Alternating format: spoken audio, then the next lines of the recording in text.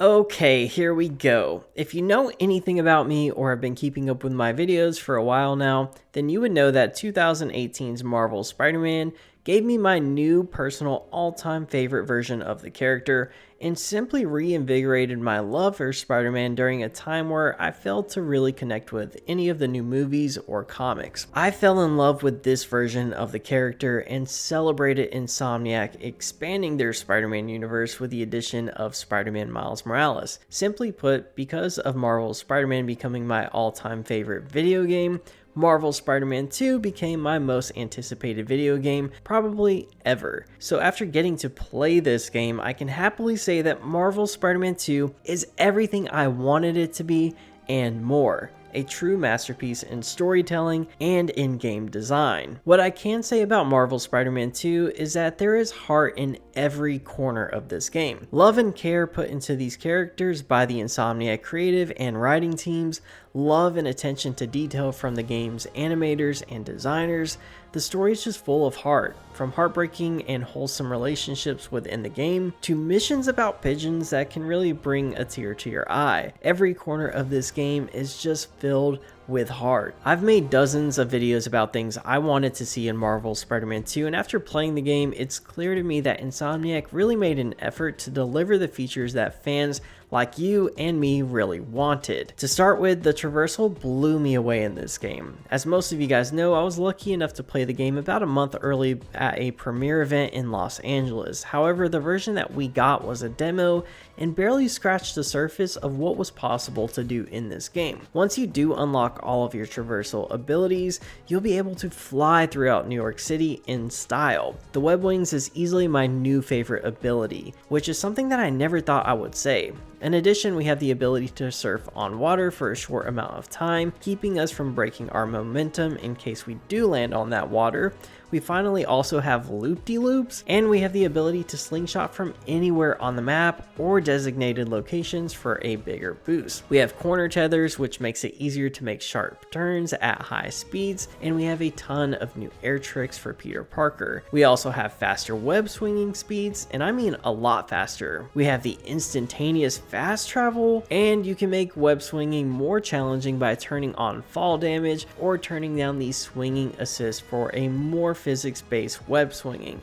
Again, the traversal in this game nearly has it all and is so much more improved. I loved my time getting to traverse through New York City, and it really never gets old. It is a blast, especially when you're traveling through this more dense and detailed version of New York City that is full of life and graphical fidelity. This city has gotten a major upgrade in comparison to the one that we got in Spider-Man Miles Morales and Spider-Man Remastered. You can clearly tell that this game was built specifically for the PS5 in mind. It is gorgeous. When it comes to the combat, this was probably my favorite aspect of the game. There is just so much new to do with combat. You now have 2 Spider-Man to upgrade, each having their own abilities and some shared abilities and gadgets. For starters, I thought I'd miss the gadget wheel, but I have to say I like the current way that they're doing the gadgets. I think it's the right move for this game.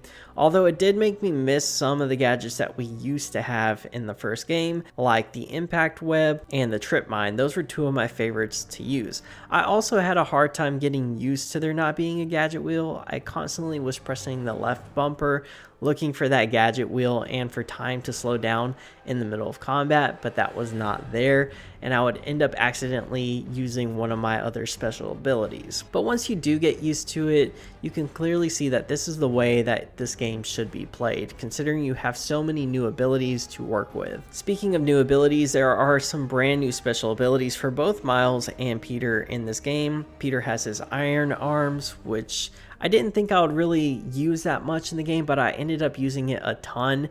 And then there are the special abilities for Miles as well, and most of those feel pretty familiar to the ones that we got in the first game. But I have to say, when it comes to the new abilities, the most addicting thing for me was using the symbiote abilities. My god, you feel so powerful using these abilities, which is just what I wanted for this game. The symbiote surge is just freaking perfect. I love the change in sound design. Once you do have that activated, you can really feel every hit to an enemy, and every attack just feels even more brutal and violent. They nailed the symbiote suit combat in this game, in my opinion. The combat was just so addicting. Again, especially when you do have that symbiote suit on, I did not want it to go away. This game really had everything I wanted from a combat perspective. Sure, there were a few things that I would love in addition to what we got, like maybe some wall combat, and again, some of the older gadgets that were taken away, but overall, the combat was super satisfying and one of my favorite aspects of the game. And when it comes to combat, I would be doing a disservice if I did not bring up MJ's combat. The MJ missions were a huge miss with fans in the first game. I didn't mind them, but I don't think that they had much replayability once you did play through the game the first time, and it did kind of slow down the flow of the game because it just turns into a full-on stealth mission. But the problem is you're not playing a stealth mission as Spider-Man, you're kind of playing it as this character that really has no power. But Insomniac heard the cries about removing MJ missions and said, nah, we're not going to do that. We're not going to remove them, we're just going to make them better. And I commend them for that. I really enjoyed the MJ missions in this game. The game went from a hand-to-hand combat superhero game to a Last of Us style shooter real quick, and I really have to say I had a ton of fun with them. But let's shift gears over to the real reason why most of us play these games, and it's for the story. And I have to just say it right now. For me, again, I say for me, this is among one of my favorite Spider-Man stories in any medium, probably top 5. I have to reiterate that the story, these characters, these relationships just have so much heart. From getting me to care about Peter and Harry's relationship so quickly, to the struggling relationship between Peter and Miles, the heartwarming relationship between Miles and his mother Rio, this game really just has it all and gets you to care about each of these characters and their relationships, which is something that is so important in a Spider-Man story. The heart and the soul of this game is clearly Peter and Harry. As I said before, they get you to really care about this relationship, and it all started with the flashback mission of when they were kids in high school, which is something that really put a smile on my face.